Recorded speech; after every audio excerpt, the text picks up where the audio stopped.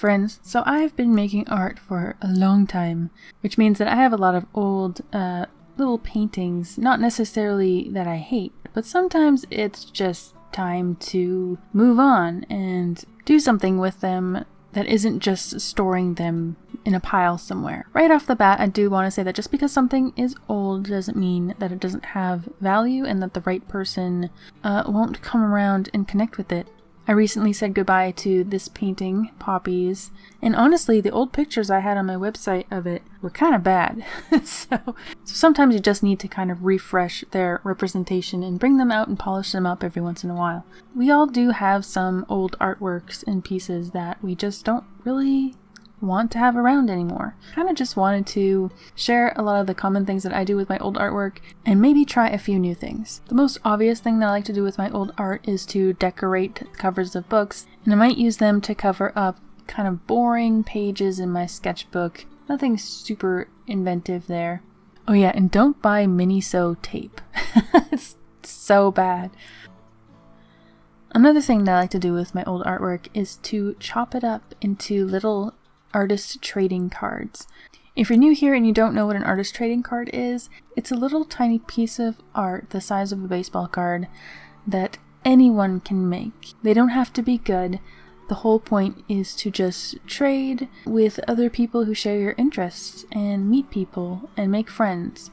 And maybe you don't have time to make artist trading cards, so I will sometimes cut these up into smaller pieces, keep the most interesting ones, just in case you join an online group trade or end up at an in-person social event.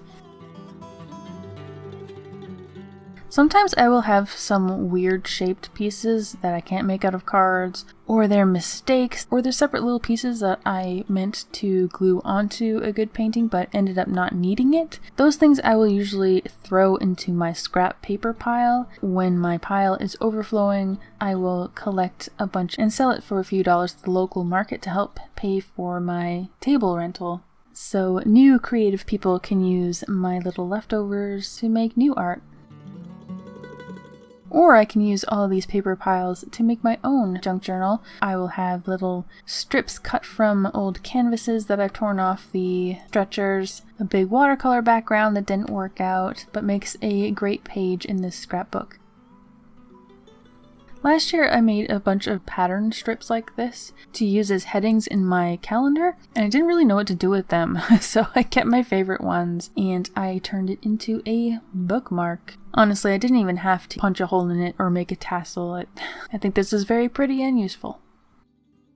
Of course, not all of my old things are on paper. Here's a very old piece of an oil painting. So these paintings I will usually cut off the stretcher bars, and then I reuse the stretcher bars by soaking watercolor paper and stapling it on just like a canvas. So older paintings can be recycled or stored flat somewhere instead of taking up so much space.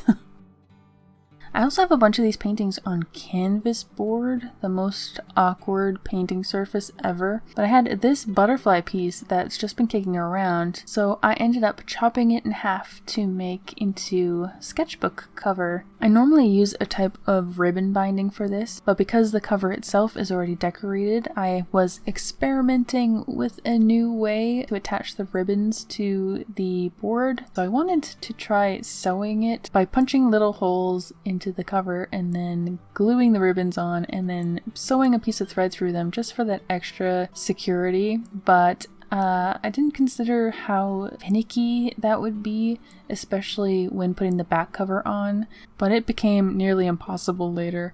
You guys have seen me do this binding a bunch of times, so if you want a much slower tutorial for this, I will try to link it in the description or at the end of this video. So for my new sketchbook, I wanted to retry those papers that I like. It's the Stonehenge Mixed Media, and this is in the fawn color, which I love.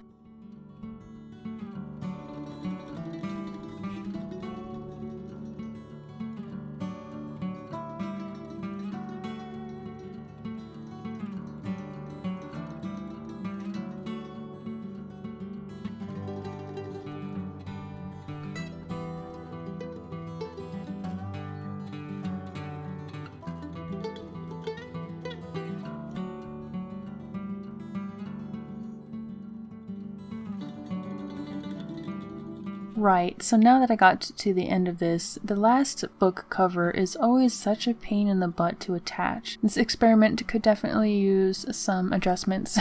But look at that, now my cute little butterfly painting is a perfectly functioning sketchbook now, and I got my Heareth book plate in the front. Cannot wait to use it! Here's a totally random thing that I'm doing with one of my paintings. I'm going to decoupage this flower pot. The umbrellas are kind of cute, so I cut them out. I tried to split the papers apart to make it a bit thinner and easier to work with, as I'm going to glue these on the side of a pot with Mod Podge. Classic decoupage. I haven't done this since 2001, and the pot that I made, I decorated a flower pot with some cutouts of Snoopy. Honestly, 20 years later, I've had to wash it a few times, but the Mod Podge totally held up. I don't know how, but it's looking pretty good, so...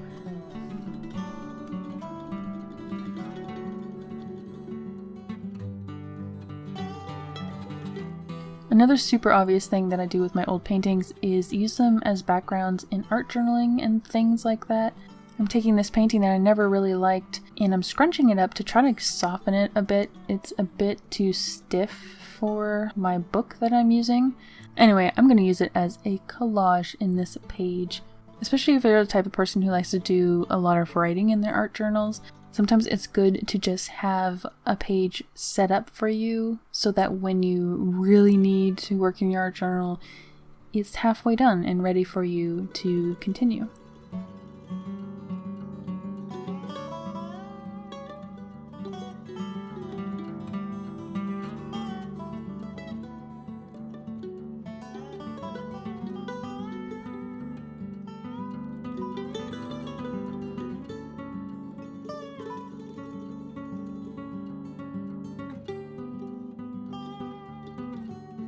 After using a bunch of leftover paint off of my palette, I now have a half-done art journal page ready for when I'm in the mood. Another thing you would have seen me do before are these cute little handmade poetry books. I take an old painting, I measure out the pages that I want, and I cut the painting into these little rectangles. Watercolor paintings are usually one-sided, so when I fold them in half, I'm able to glue one piece to the other to create this interconnected signature of pages. Now all I need is a little scrap piece of cardboard, a little decorative paper, and then I'm able to glue that cover directly onto the blank front page of my little signature. And it creates this perfect, cute little booklet.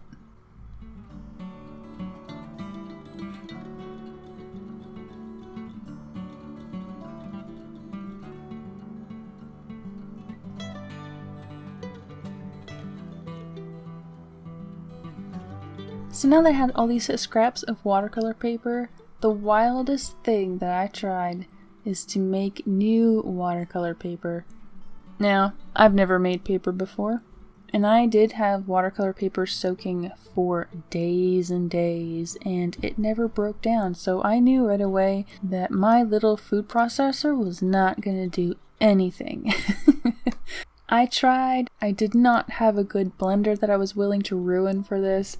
So I did quite literally give up, but of course I have to strain all the paper out of this water to discard the water, so I might as well strain it out through a screen, right? Just a couple layers of mesh mounted inside of an embroidery hoop, and I flipped it onto this towel, and I was surprised that I was able to separate the paper in one chunk like this. There were some scraps of this mixed media cotton paper. There was just enough paper pulp to hold everything together.